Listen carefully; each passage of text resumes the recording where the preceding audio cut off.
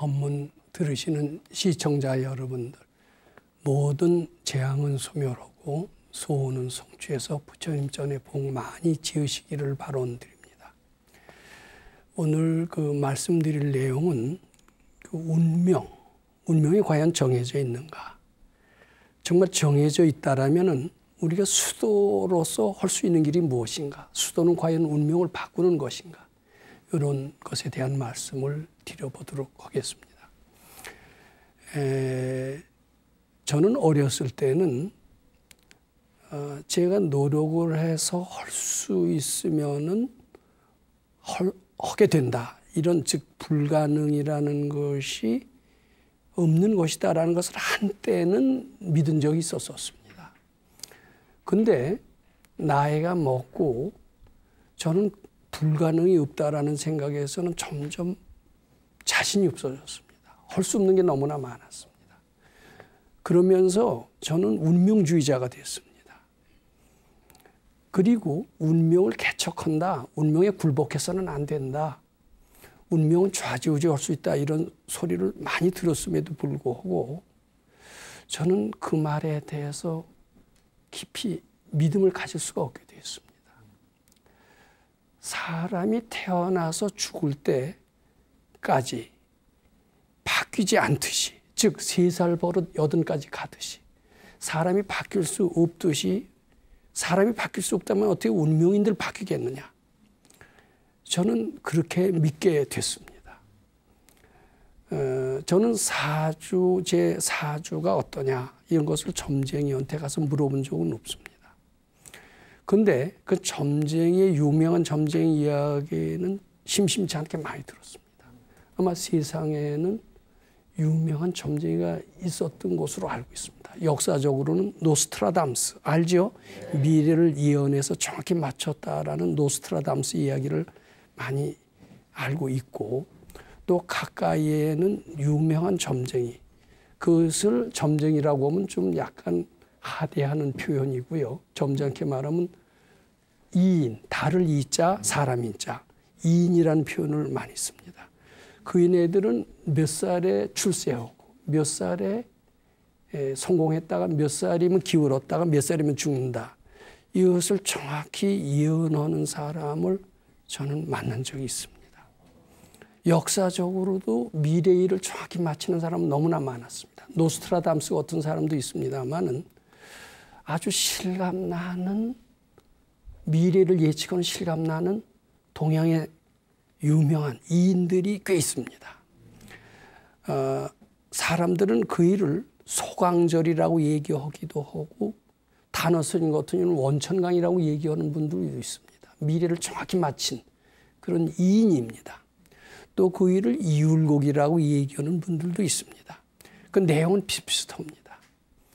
즉 중국의 이제 원천강, 이게 당나라 사람이고 벼슬을 많이 온 사람입니다. 다 유교 쪽의 사람입니다.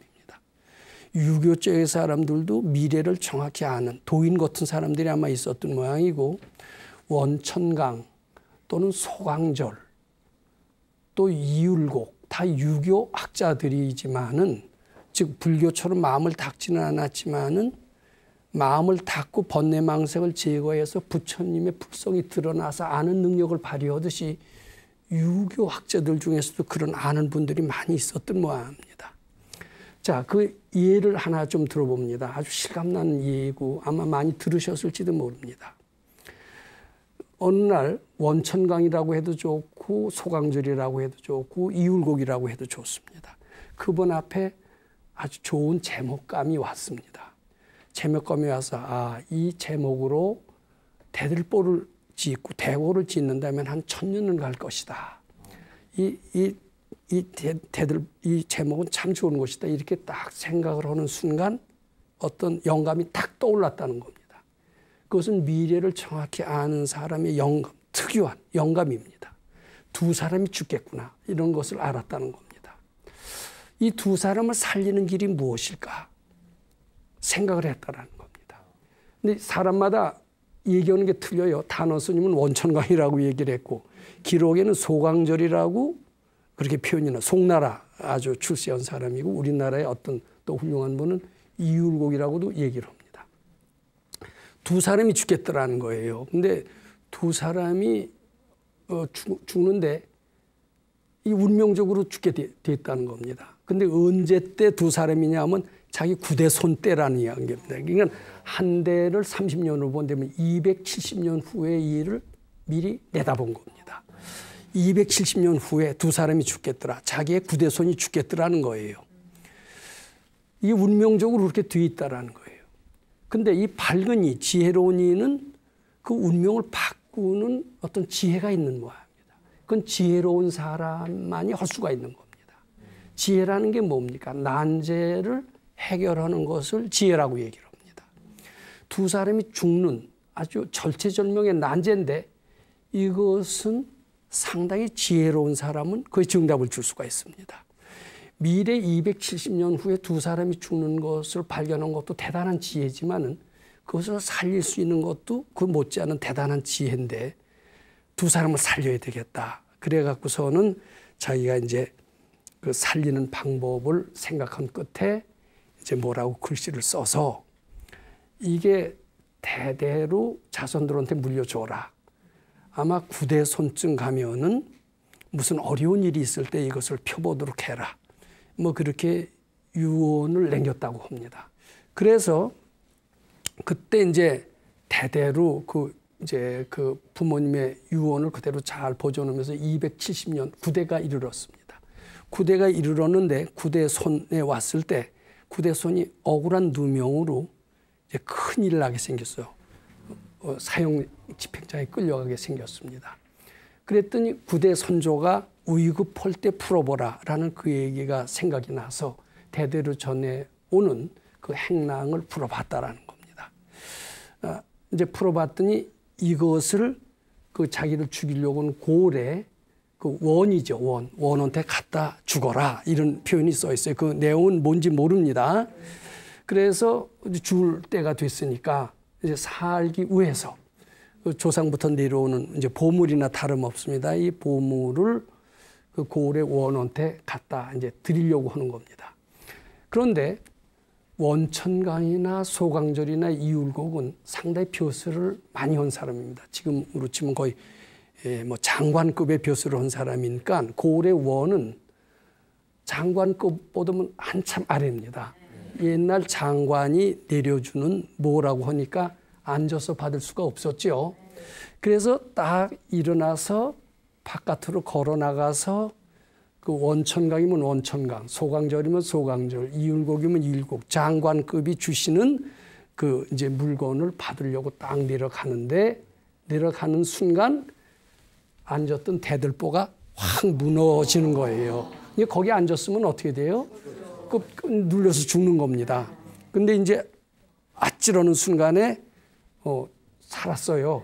살았으면서도 뭐 그 뒤돌아볼 틈이 없이 조상이 주시는 그것이 뭔가 하고 나가서 봤더니 뭐라고 써 있느냐 하면은 구이 암량사 화라 구대손 이렇게 썼어요. 네가 깔려 죽는 것을 살려주노니 나의 구대손을 살려달라 이런 이야기입니다. 만약에 그이가 그 9대 270년 전에 그 훌륭한 장관급의 그 대단한 분의 유지를 받들기 위해서 앞으로 나가지 않았다면 죽었을겠죠. 근데 그이 때문에 산 거예요. 사니까 어떻게 돼요?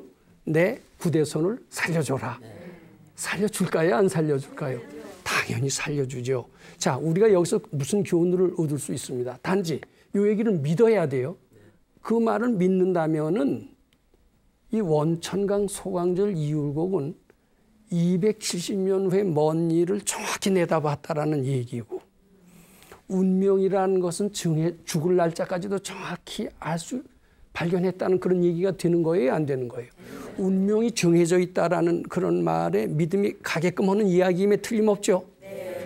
기륭화복은 타고날 때부터 다 정해져 있다. 이런 얘기나 다름없습니다. 미래를 예측하는 노스트라다무스. 이것은 정해져 있기 때문에 미래를 예측하지 정해져 있지 않다라면 미래를 예측할 수 있겠습니까? 없겠습니까? 없죠. 저는 이 사실에서 운명은 정해져 있다. 기중화복은 타고날 때부터 정해졌다. 이 사실을 믿게 된 겁니다.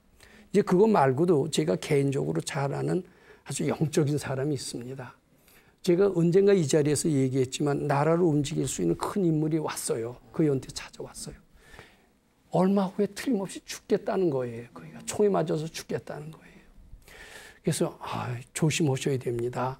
얼마 있으면 당신한테 큰 위기가 오는데 이것을 아마 피하기는 쉽지 않을 겁니다. 그랬더니 그이가 누구냐 하면 그이가 당장 그 말을 거부하는 거예요.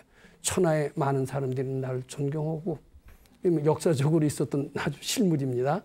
내가 이렇게 몸이 건강한데 내가 죽는다는 것은 있을 수 없는 일이요 하면서 당신 그런 어설픈 점괘로서 나를 내 마음을 흔들지 마시오. 그리고 일축하고 갔는데 정확하게 얼마 후에 총에 맞아 죽었다는 겁니다. 그러니까 그 죽은 것을 정확히 예언한 거예요. 그 운명을 미리 내다보고 있었던 겁니다. 자, 이것은 역사적으로 운명은 정해져 있다. 기륭화복이 정해져 있다라고 나타내는 위대한 실화 중에 하나입니다. 이제 그걸 믿는다면. 그거 말고요. 요새 과학이 증명하는 위대한 운명이 정해져 있다라고 하는 것이 실화가 있습니다. 요새 21세기를 부르는 명칭이 여러 가지가 있습니다. 인터넷 만능 시대입니다. 인터넷 혁명 시대라고 부릅니다. 또 인터넷 혁명 시대라고 부르는 것과 동시에 게놈 혁명 시대라는 말을 부르기도 합니다. 게놈이라는 것은 사람 몸속에 유전자라는 것을 가지고 있고 유전자 정보라는 것을 분석을 해보면은 그의 사주팔자를 훤히 알고 있다는 겁니다. 태어날 때부터 그의 피를 한 방울 뽑아요.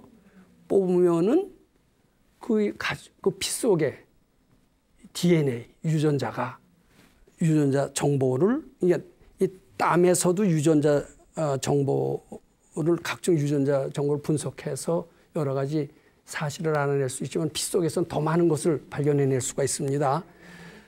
근데 요새 분석 기술이 하도 발달을 해서 그 피를 한 방울 딱 뽑아서 분석을 딱 해보면은 거의 그의 식성, 취미, 소질, 어떤 병에 걸릴 가능성이 있으며 병에 걸릴 시기는 언제며 죽을 날짜까지도 예언할 수 있다는 거예요. 이게 인간의 영역이에요? 신의 영역이에요? 인간의 영역에서 벗어나서 신의 영역으로 들어가는데 그것은 게놈 분석을 통해서 사주팔자를 내다보기 때문에 신의 영역으로 들어갈 수 있다. 이것이 게놈 혁명 시대라는 말이 생기게 된 유래입니다. 자, 지금 원천강 소강절 이율곡의 이야기를 말씀드렸고 또 게놈 혁명 시대에 우리가 유전자 분석으로서 사주팔자를 알 수 있다는 이야기를 했습니다. 이 두 가지 사실에서 운명은 어느 정도 정해져 있다는 말을 우리는 안 믿을래야 안 믿을 수가 없게 되는 시대가 저는 바야흐로 올 것 같습니다. 또 그것보다도 운명을 꼭 믿어야 될 만한 부처님의 가르침이 있습니다. 부처님의 가르침에 의하면은 근데 부처님의 가르침이 아니라 하더라도 지혜 있는 사람은 어느 정도 알 수가 있습니다. 제가 이 자리에서도 많은 말씀을 드렸지만은 기독교에서는 하나님이 창조주라고 하지만 불교에서는 바로 내가 창조주다 이렇게 얘기를 합니다. 내 마음이 모든 것을 만들었다. 유식무경이다. 내 마음이 모든 것을 만들었을 뿐이지 내 마음 이외에 다른 것은 존재하는 것은 없는 것이다. 다 내 마음에 의한 피조물일 뿐이다. 이렇게 얘기를 하고 있습니다. 내 운명도 알고 보면 내가 이미 정해서 가져온 것이다. 우리는 어쩔 수 없이 부모에 의해서 태어난 존재라고 이렇게 생각을 하고 주위 환경에 영향을 받는다고 그렇게 생각을 하고 있지만은 죽을 날짜도 내가 택하는 것이 아니라 어쩔 수 없이 죽게 돼 있어서 죽게 된다 이렇게 생각을 하지만은 사실은 알고 보면 다 자기가 부모도 정해서 왔고 처자도 정해서 왔고 자기의 기륭화복도 자기가 소설 쓰듯이 극본을 쓰듯이 만들어 갖고 왔다. 누가 해준 게 아니다. 자기가 이미 해왔다. 이런 이야기를 이 자리에서도 말씀을 드렸을 뿐만 아니라 부처님의 가르침에 이게 굉장히 핵심적인 가르침 중에 하나입니다. 일체유심조, 유식무경이라는 가르침. 이게 부처님 가르침의 가장 핵심적인 가르침 중에 하나입니다. 즉 내가 이렇게 운명을 내가 스스로 꾸며갖고 왔다라면은, 내가 정해진 거라면은 그것은 당연히 정해진 것이지, 그 운명은 뭐 내가 바꿀 수 있는 것이 아니다.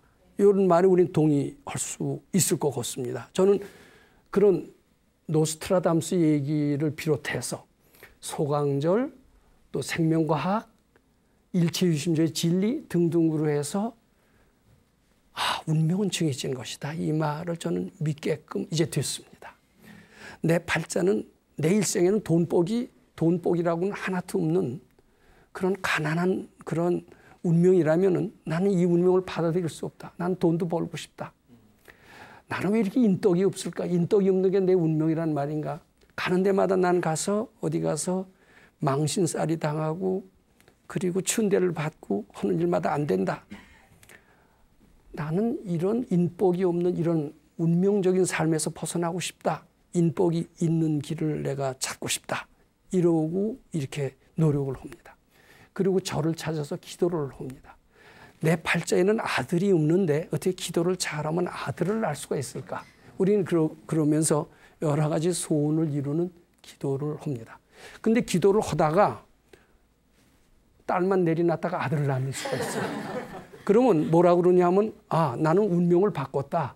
이렇게 얘기를 하는 수가 있습니다. 근데 밝은 이가 가서 보면, 지혜로운 이가 가서 보면 당신 본래 아들 둘 운이 있어. 아들 둘 운이 있으니까 아들을 낳는 거지. 당신이 기도를 잘해서 운명을 바꿔서 아들을 낳은 게 아니오. 이렇게 얘기를 할 겁니다. 즉 운이 이미 될 것이, 운명적으로 될 것이 되는 것이지 안 될 것이 되는 것은 없다라는 거예요. 그 다음에 이제 우리는 이런 일을 합니다. 저도 이 보이스피싱을 당해서 거액을 날린 적이 있습니다. 적지 않은 돈이 돼서 전 이 자리에서 말씀드리기도 좀 부끄럽고, 게다가 당신처럼 이런 데 와서 강의할 정도로 불교를 돈독히 믿는 사람이 어떻게 그렇게 보이스피싱을 당해서 거액을 날렸느냐, 얘기하기도 부끄러운 일입니다. 근데 보이스피싱 당하기 전에 아침부터 기분이 좀 안 좋더라고요. 기분이 안 좋고 찌뿌두두둑하지만은 저는 그래도 늘 아침부터 일어나서 금강경 읽는 연습이 돼 있었습니다. 오래전부터. 그래 금강경을 읽으면은 찌뿌듯하고 이제 우울한 기분들도 금강경 읽으면은요 차츰차츰 가라앉아요. 가라앉아서 오랫동안 읽다 보면은 이제 마음이 아주 편안해집니다. 이제 그날은 어떻게 금강경을 읽는데도 마음은 그렇게 좀 편치가 않더라고요. 이게 오늘 좀 보통 때하고 약간 다르네. 좀 행동을 좀 조심해야 되겠다. 이런 생각을 했습니다. 그리고 조심했습니다. 조심했음에도 불구하고 느닷없이 이제 전화가 걸려왔습니다. 나는 금융감독원의 누구래요. 그때도 아마 휴대폰이 있었는지 이제 당신 지금 무슨 저 통장 거래하는데 그 은행에 한번 가보래요. 무슨 일이 생겼대요. 그래서 이제 갔더니 시키는 대로 누르지 않으면 더 큰 손실이 일어날 거래요. 그래서 그 시키는 대로 눌렀어요. 한 번 누르고 이제 두 번 눌렀는데 그때 기분이 이상하더라고요. 당신 누구요? 했더니 전화를 딱 끊는 거예요. 이게 이제 이상하다. 나중에 가서 봤더니 거액을 날렸어요. 자, 이제 이렇게 되면 이제 제 생각이 그럽니다. 아침부터 기분이 나쁘더니 역시 이런 재수없는 일이 생겼구나. 저는 이제 그런 이해감이 잘 맞았던 적이 있습니다. 안 좋은 일이 생길 때는 그 전에 아침에 기분이 좀 짜증이 나거나 그릇이 갑자기 깨져요. 그 깨지면 꼭 그릇이 깨져도 기분 나쁜 일이 안 생기는 일도 있지만은 그럴 때 기분이 좀 안 좋은 일이 생기는, 또 이제 누구하고 다툽니다. 다투다 보면은 이제 경우에 따라서는 아무 일이 없는 수도 있지만 굉장히 이제 아주 불쾌한 일, 또 재앙이라고 판단하는 많은 일들이 생기는 수가 있습니다. 아침에 그런 일이 생기니까 역시 이렇게 되지. 이제 이렇게 다툽니다. 자, 근데 요것은요, 아무리 조심해도요, 그 예정돼 있습니다. 아마 발근이한테 물어보면 다 예정돼 있다라고 얘기를 할 겁니다. 저는 그때 발근이한테 여쭙진 않았습니다만은 너 이미 보이스피싱 당해서 거액을 날린 운이 돼 있었다. 근데 그것을 벌써 네 잠재 의식으로 어떤 신호를 준다. 아침에 또 찌뿌듯하지 않았느냐. 그때 좀 더 정신을 차리고 금강경을 잘 읽었었다면은 아마 그런 일이 없었을지도 모르는데 네가 그런 그 불길의 신호를 감지할 수 있을 정도로 그래 지혜롭지는 못했다.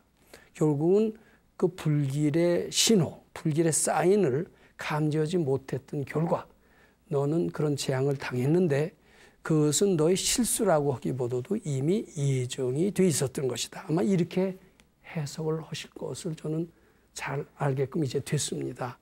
즉 성공과 실패 이런 것들은 타고날 때부터 다 정해져 있다. 심지어는 죽을 날까지 정해져 있다. 또 성공할 때가 어느 때며 내리막길 가는 때가 어느 때인가도 정해져 있다. 즉 내가 어떤 잘못으로 인해서 그런 심각한 결과가 나온다는 것은 아니고 이미 태어날 때부터 그렇게 돼 있다라는 거예요. 자, 그러면은 우리는 이제 이것을 몰랐기에 망정이지 태어날 때부터 이렇게 다 알게 됐다라고 생각하면은 내 노력은 별 효과가 없네. 이런 생각을 하게 될까요? 안 될까요? 제가 인류대학을 간 것은 이제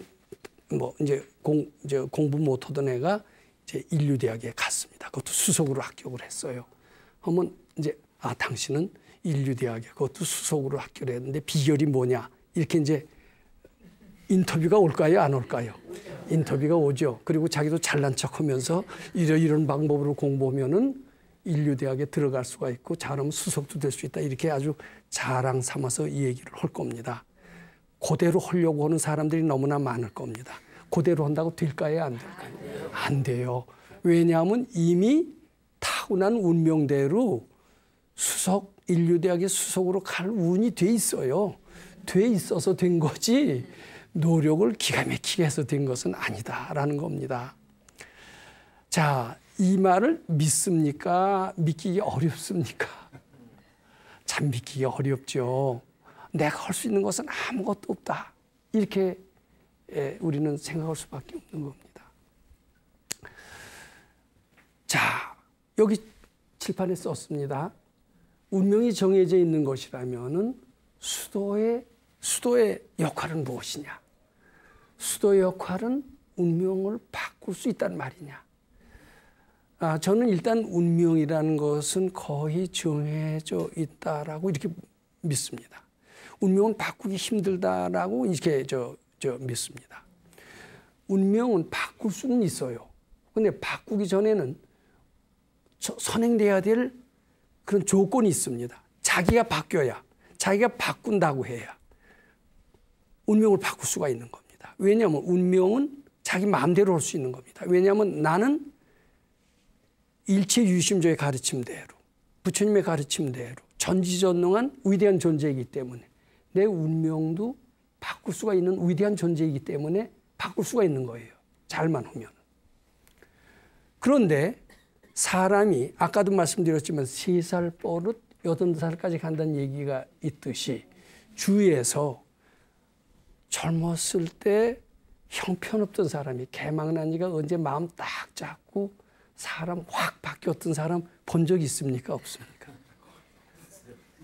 거의 없습니다. 좀 마음 잡고 나아졌다 하다가 다시 돌아와요. 따라서 자기를 못 바꾸는 거 아니에요. 자기를 못 바꾸듯이 운명을 바꿀 수 없다. 이런 결론이 나오는 겁니다. 타고난 운명대로 갈 수밖에 없다. 자기가 정해서 왔기 때문에 어차피 타고난 운명대로 갈 수밖에 없다. 단지 운명을 바꾸기를 원하는 사람이 있다면 자기를 먼저 바꾸어야 될 것이 아니냐. 이런 우리가 지혜로운 판단을 할 수가 있습니다. 근데 유감스럽게도 자기를 고치는 사람은 거의 없더라. 따라서 운명은 바뀌는 것은 거의 불가능하고 예정된 운명대로 살 수밖에 없다. 이런 결론을 내리게 된 겁니다. 운명이 어떤지 모르게 망정이지, 모르니까 그런 대로 운명을 바꾸거니 하면서 살지, 사실 운명이 정해져 있다라고 이렇게 믿는다면은, 이제 그런 걸 아는 사람이라면은 운명도 바꿀 수 있는 능력도 생길 겁니다. 근데 저는 여기서 예정된 운명으로 산다라면은 거의 사람 몸 받는다라는 것은 아주 쉽지가 않습니다.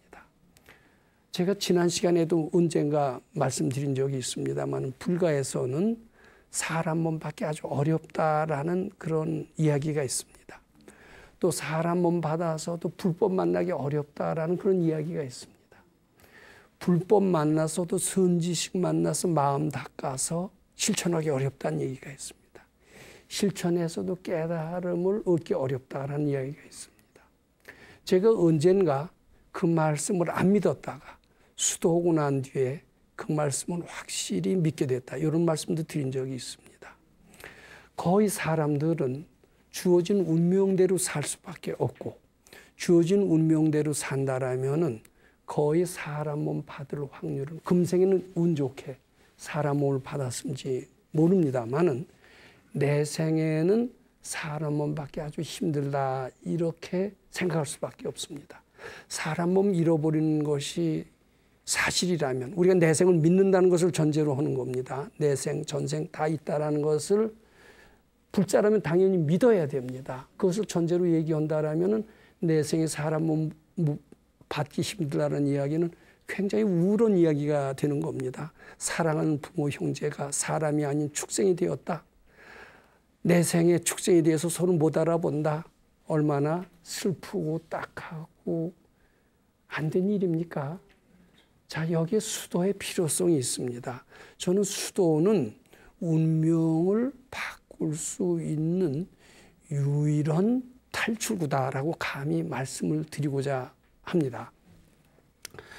운명은 정해져 있다라는 이야기를 제가 노스트라담스에서부터 시작을 해서 소강절 선생, 또 생명과학의 이야기, 또 일체유심주의 진리를 통해서 말씀드렸습니다.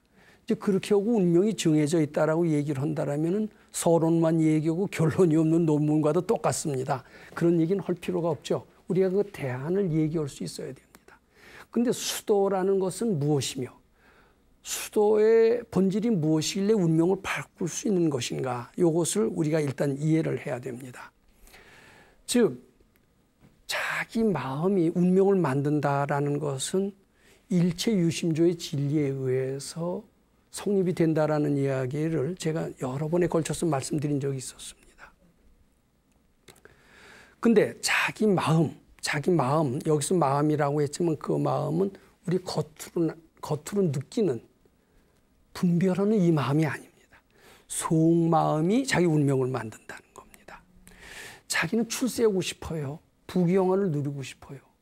근데 속마음은 나는 부귀영화는 거리가 멀다. 그리고 중얼거리고 있는 수가 있습니다.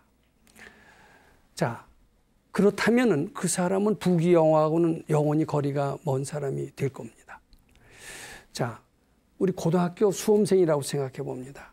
다른 사람이 다 부려오는 인류대학을 자기는 가고 싶어 합니다. 그리고 겉으로 해도 자기는 자신 있는 것 같습니다. 왜냐하면은 성적이 아주 좋았고 전국적인 모의고사를 쳤어도 항상 상위 0.01% 안에 들었다. 그럼 겉으로는 자신이 있습니다. 근데 자기 겉으로의 자신이 있는 것과 속으로까지 자신 있는 것이 동일합니까? 동일하지 않은 수가 너무나 많습니까?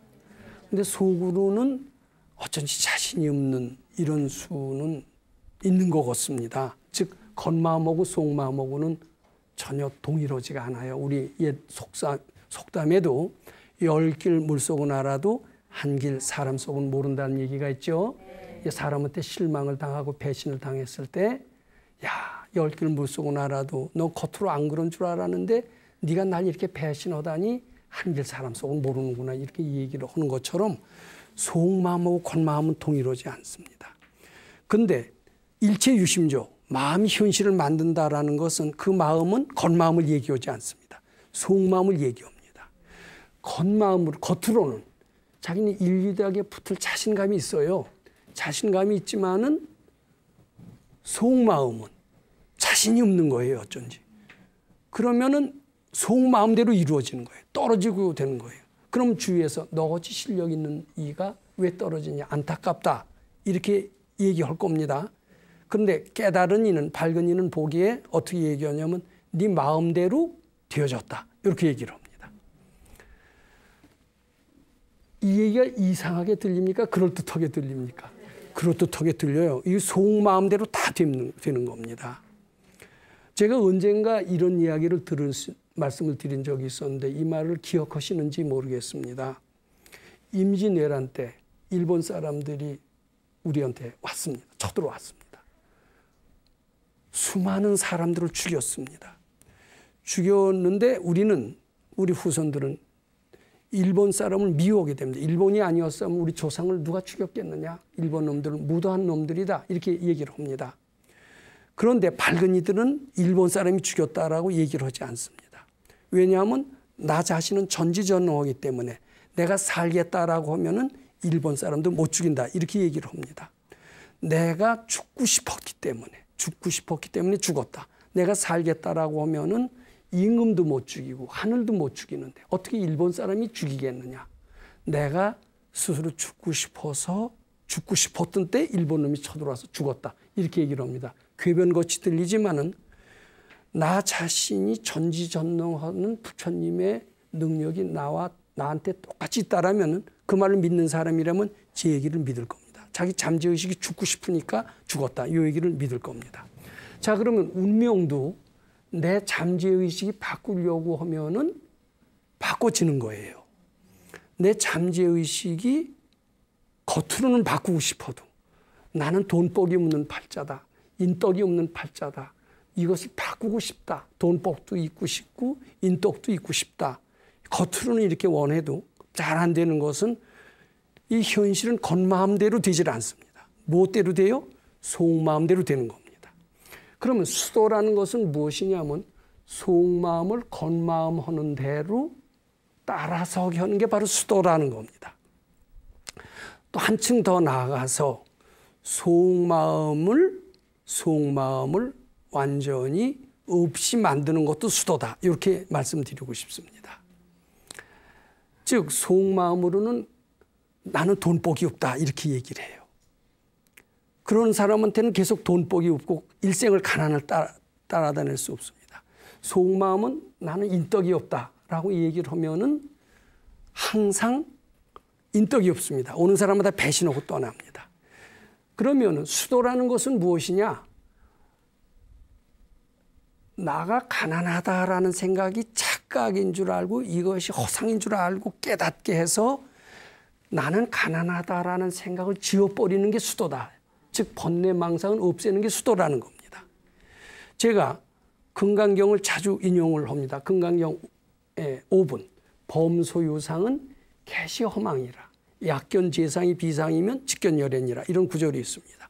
거기 범소유상은 무엇이냐면 내가 가난하다라고 하는 생각, 이게 범소유상입니다. 내가 인덕이 없다라고 하는 생각, 이것이 범소유상입니다. 그것이 뭐라고 그랬어요? 허망이라고 그랬어요. 그것이 착각인 줄 알고 부처님께 자꾸 바치라는 겁니다. 근데 이거 한 번 바쳐서는 안 돼요. 자꾸 바치다 보면은 속으로는 나는 돈복이 없어, 나는 인덕도 없어, 돈복도 없고 인덕도 없고 나는 죽을 수밖에 없어.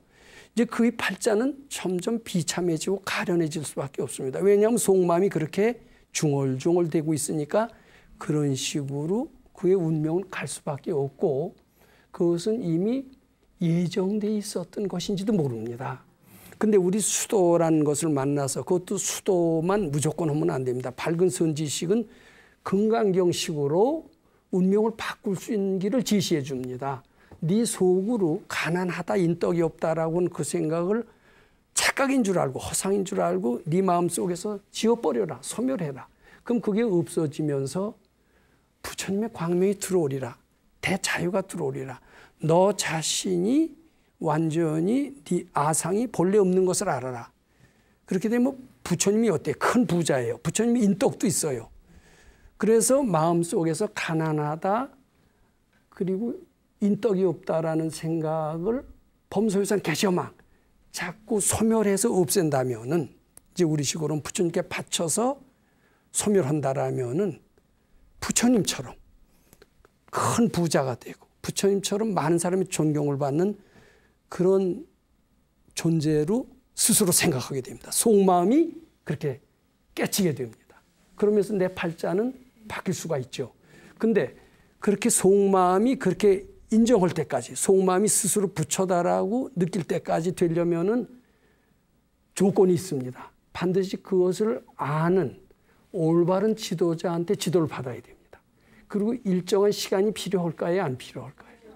그 두 조건이 갖춰진다라면은 자기 속에 가난하다라는 운명, 인덕이 없다라는 운명에서 벗어날 수가 있게 된 겁니다.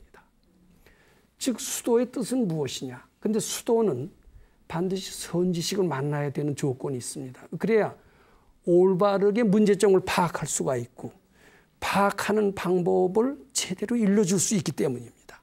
그것을 올바른 지도자라고 하기도 하고 선지식이라고 하기도 합니다.